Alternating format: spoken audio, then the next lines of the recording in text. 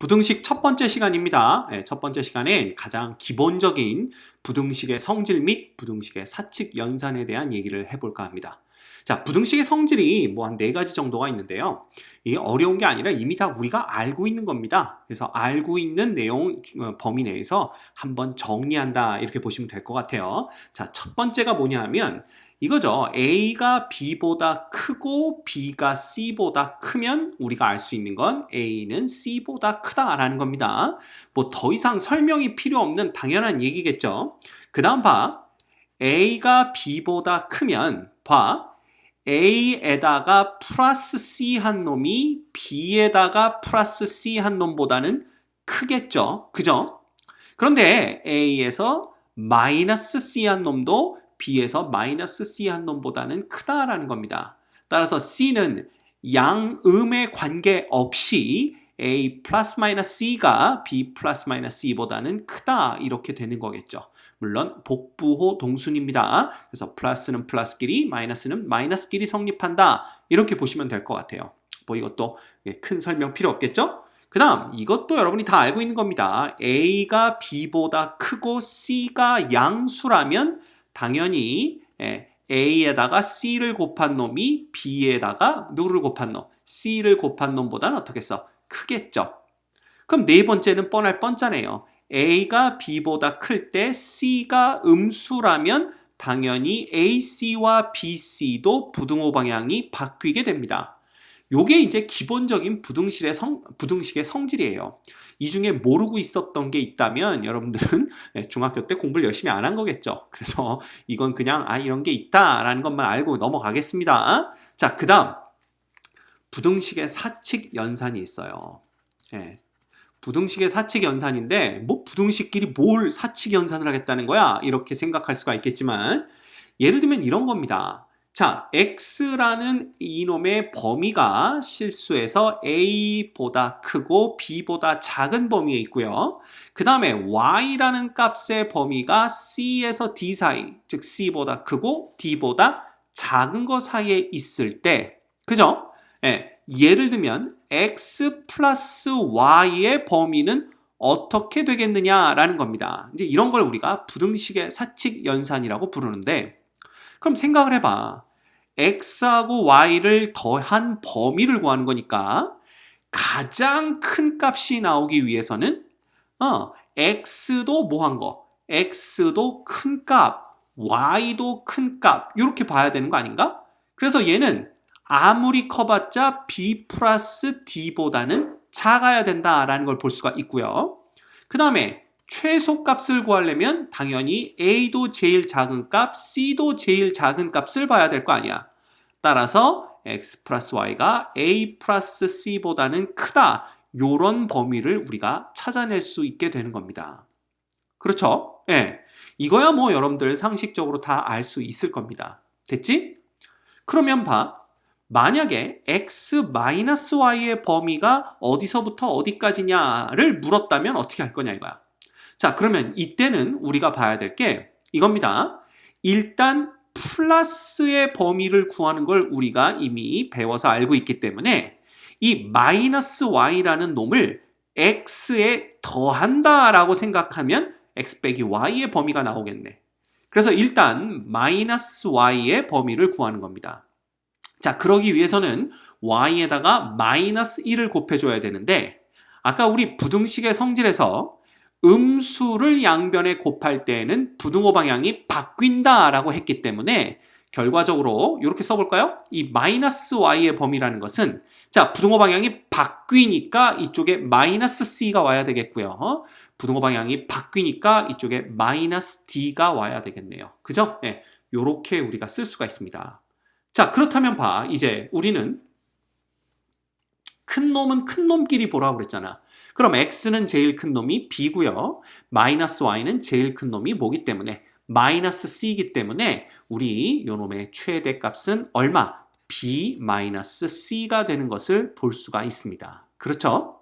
그 다음에 최소값도 마찬가지야. x에서 제일 작을 때는 a, 그 다음에 마이너스 y에서 제일 작을 때는 마이너스 d. 물론 제일 작을 때가 아니죠. 등호가 포함되지 않기 때문에. 뭐 어쨌든 우리는 요 둘을 더한 누가 바로 여기네요. 여기 a 마이너스 t가 이쪽에 오면 된다라는 걸 알 수가 있습니다. 자, 굳이 우리가 지금 어떻게 왔냐 하면 여기서 2단계를 거쳐서 1로 왔죠, 지금. 근데 생각해 보면 x에서 y를 뺄 때 이 오른쪽에는 최대가 와야 되고 왼쪽에는 최소가 와야 되잖아.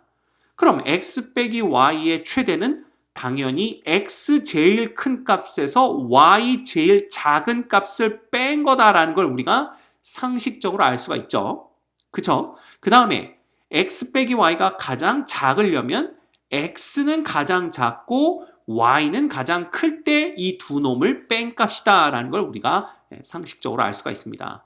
그래서 여러분들 뭐 굳이 요 단계를 거치지 않고 머릿속으로 생각해도 우리가 x 빼기 y의 범위는 찾아낼 수 있게 되는 거죠. 됐죠? 어렵지 않습니다. 자, 그럼 계속해서 우리가 똑같은 경우를 생각해 보자. A보다는 X가 크고 B보단 작고 그 다음 C보다는 Y가 크고 D보다는 작은 범위에 있을 때 X 곱하기 Y, 그죠? 네.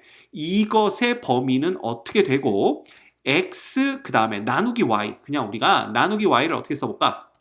이렇게 써볼까요? Y분의 X 이렇게 써볼까? 얘네들의 범위는 어떻게 될지 한번 생각을 해보자 라는 거야. 그지? 그러면 이때는 우리가 뭘 보면 되냐면 잘 봐. 여기 최대값과 최소값만 우리가 구하면 되잖아. 그럼 봐라. 곱셈의 경우에는 A 곱하기 C, 그 다음 A 곱하기 D, 그 다음 B 곱하기 C, 그 다음 B 곱하기 D. 즉 X의 가장 작은 값, 큰 값과 Y의 가장 작은 값, 큰 값들을 서로 곱한 이 네 개의 값 중에서 그죠? 우리가 최소인 놈을 라지 A라고 하고 최대인 놈을 라지 B라고 한다면 이쪽에는 누가 와야 돼? 이쪽에는 바로 A가 오고 이쪽에는 B가 와야 된다라는 걸 우리가 알 수가 있습니다. 그렇죠? 나눗셈은 우리가 조금 이따 해보자. 예를 들어서 우리가 뭐 이런 거 생각해 볼 수 있죠. X는 2부터 4 사이에 있고 Y는 마이너스 1부터 3 사이에 있다. 이랬을 때 X 곱하기 Y의 최대 최소, 즉 범위를 우리가 어떻게 구할 거냐 이런 문제가 생기는데요. 그럼 지금 우리가 요 네 가지를 다 해보자고 그랬잖아. 그러면 요렇게 두 개 곱한 놈 마이너스 2, 그 다음 요렇게 두 개 곱한 놈 마이너스 4, 그 다음 요렇게 두 개 곱한 놈 6, 그 다음에 요렇게 두 개 곱한 놈 12 이렇게 됩니다. 따라서 이 중에 최대가 되는 것은 그지? 우리 한번 색깔을 바꿔볼까요? 색깔을 바꿔야 여러분들이 헷갈리지 않게 생각할 수 있을 것 같아서 이렇게 한번 써보자. 그러면 이 중에 최소값은 결국 마이너스 4이기 때문에 이쪽에 얼마가 와야 되는 거야? 바로 마이너스 4가 오는 거고요. 그 다음에 이 중에 최대값은 얼마? 12이기 때문에 우리는 여기에는 12가 오면 되는구나. 이렇게 생각하시면 된다라는 겁니다. 오케이? 그쵸? 네. 우리가 쉽게 이런 것들을 찾아낼 수가 있죠. 자, 그럼 나눗셈일 때는 어떻게 될까? 우리가 이 부분을 나눗셈으로 한번 바꿔서 생각을 해봅시다. 그죠? 그럼 여기까지 싹 다 지워야 되겠네요. 이놈도 필요가 없고. 그지? 만약에 똑같이 우리가 이 나눗셈을 y분의 x라고 표현을 한다면 여기에서 네 가지 값을 다 비교하면 됩니다. 예를 들면 c분의 a 값, 그 다음에 c분의 b 값, 그 다음 d분의 a 값, 그 다음 d분의 b 값 요 네 개 중에 최소를 a, 최대를 b라고 한다면 이렇게 우리가 그대로 쓸 수가 있게 됩니다. 예를 들어 x라는 놈은 뭐라고 할까요? 1부터 2 사이에 있다라고 할까요? 그 다음에 y라는 놈은 3부터 4 사이에 있었다면 이 네 개의 값을 구해보면요. 우리가 3분의 1, 그 다음 3분의 2, 그 다음은 4분의 1, 그 다음 4분의 2 이렇게 되는 거잖아. 그럼 이 중에서 가장 큰 놈이 누군지를 먼저 보시면 3분의 2가 되겠네요. 그죠? 따라서 이쪽에는 3분의 2, 누구의 범위가? 요 y분의 x의 범위가 y분의 x의 범위에서 요쪽에는 우리가 얼마가 오는 걸 볼 수가 있고요. 3분의 2가 오는 걸 볼 수가 있고요. 그 다음에 제일 작은 값은 4분의 1이 되겠네요. 그죠? 따라서 요쪽에는 우리가 4분의 1이 오는구나 라는 걸 알 수가 있다라는 겁니다. 됐죠? 자, 그런데 이 나눗셈에서는 조금 조심해야 될 게 있어요. 예를 들면 지금은 x, y의 범위가 전부 다 양수 범위에 있단 말이야. 그치? 그런데 만약에 요 값이 마이너스 3이었다 라고 한다면 어떻게 되겠느냐라는 거지. 그러면 얘가 마이너스 3분의 1 되고 얘는 마이너스 3분의 2 되는 거니까 제일 큰 값은 4분의 2가 되고 제일 작은 값은 마이너스 3분의 2가 돼서 마이너스 3분의 2부터 2분의 1, 즉 4분의 2까지 아니겠느냐라고 생각할 수가 있는데 이때는 봐, y가 0을 포함하고 있죠. 근데 우리가 0으로 나누는 것은 그럴 수 없다라는 걸 알고 있기 때문에 이 경우에는 얘기가 조금 달라집니다.